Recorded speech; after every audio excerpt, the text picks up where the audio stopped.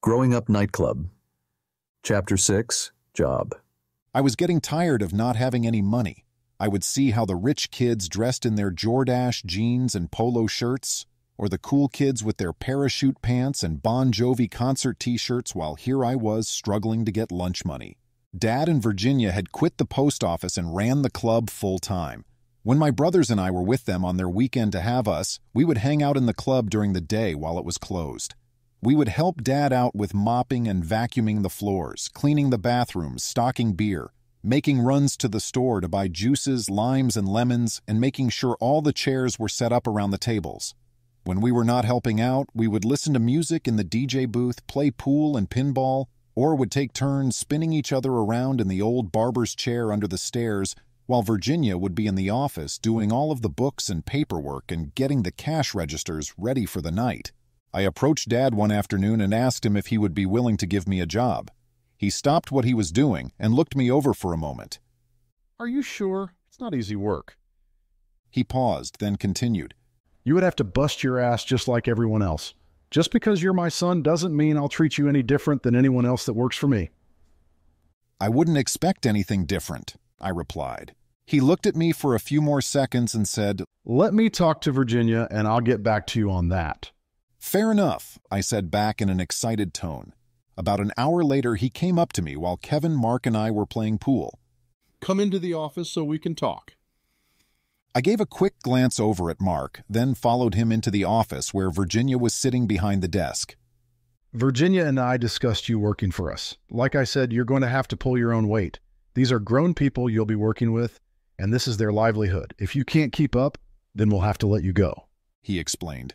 "I understand. I promise I won't let y'all down," I replied. "All right then. We'll start you off as a barback. Your job will be to keep the bartenders stocked with everything they need throughout the night. You'll be training with our bar back. Do you think you can handle that?"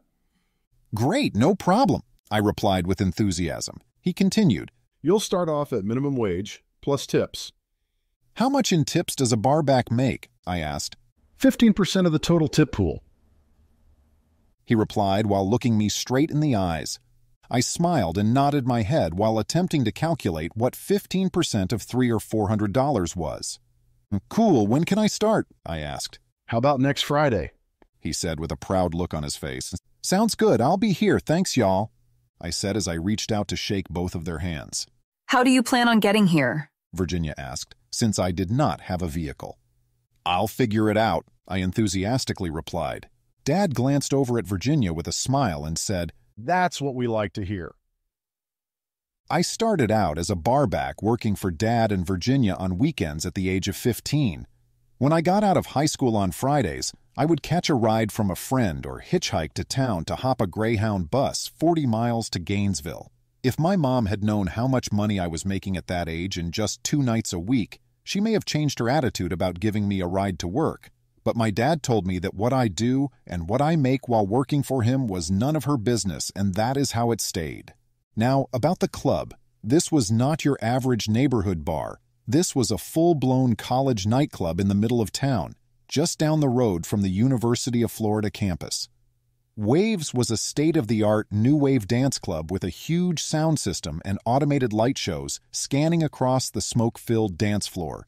On any given night, the club would be packed shoulder to shoulder with hundreds of college kids from 18 to 25, dancing their asses off to super loud imported music not heard anywhere else. They would be sweating from head to toe while experimenting with every kind of concoction they could drink, swallow, or snort. After all, this was the 1980s. With that many people in the club and 7 bartenders slinging drinks as fast as they could across 2 different bars, being a barback was not an easy task. Wash and stock clean glasses for drinks, keep each bartender jockey box full of ice, make and stock juice mixes, change out blown kegs, stock bottled beer and booze before it ran out, and do all of this at every bartender station. In the middle of all that, I would have to run out from behind the bar and make my way through the crowd with a plunger in my hand to unclog disgusting vomit-filled toilets in the restrooms. Then we would get up in the morning and clean the club and restock everything so we could do it all over again the next night. My dad would always say, "Make it shine." And with a lot of effort, the place would look brand new again before we opened every night. From age 15 until I turned 18, this was my weekend. During the day, after the club was cleaned and ready for the night, I would practice mixing music in the DJ booth, then go downstairs and practice mixing drinks at the bar with empty liquor bottles filled with water, so that the minute I turned 18, I could become a bartender. And a hell of a bartender I became.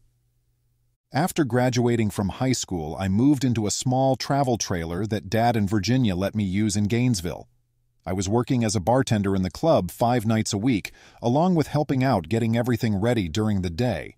My dad started me off against the wall at the slowest bartender station at the main bar because I needed to earn my way up to the hot box, which was the busiest station at the opposite end of the bar where the best bartender in the club worked. It took me almost a year, but at 19, not only did I gain the respect from the other bartenders, I was the fastest bartender in the club, breaking records on the number of drinks sold week after week from the hot box. I thought I was the king of the world. I was making more money than I knew what to do with. I was driving a new 4x4 pickup. I moved into an upscale apartment and was dating a new girl every other month. Life was good. My dad and Virginia were making money hand over fist as well. They even bought a brand new, fully loaded custom van. A real custom van. An old World War II Quonset hut at the other end of town came up for lease, and Dad and Virginia jumped on it. They spent months during their off time building it out into a country and western dance hall. They named it Traditions. The place oozed a late 1980s country vibe, complete with wagon wheels converted to chandeliers and an old double saloon door that you walked through to enter the main area of the club. Downstairs, the entire center of the building was a huge dance floor surrounded by railings with bar stools and clusters of tables and chairs filling the voids on the sides. The main bar was a giant L-shaped masterpiece. It was located toward the front of the building, along with an attached large kitchen behind it. The walk-in cooler was across the entrance hall by the front door. There were 6 bartender stations and a waitress station. There was also a small bar at the back of the building with 2 more bartender stations. The upstairs above the main bar had 6 pool tables and 2 electronic dartboards, along with the DJ booth overlooking the dance floor. We even had an antique shoe shine station past the front door by the restrooms where old Mr. Farrell slapped his shoe shine rags to the rhythm of the music while shining cowboy boots. It didn't take long for Traditions to take off as well. Within a few months of opening, it was just as packed and just as crazy as Waves, except this time, instead of punked-out hair and wild clothes, everyone was wearing starched long-sleeve shirts, blue jeans, boots, and cowboy hats, two-stepping to George Strait and Reba McEntire songs. Virginia ran Traditions and Dad ran Waves. I ended up working at both, wherever I was needed most. By this time, Mark had graduated from high school and had joined the Marine Corps. Kevin was now playing football in high school and still living with Mom in our old house.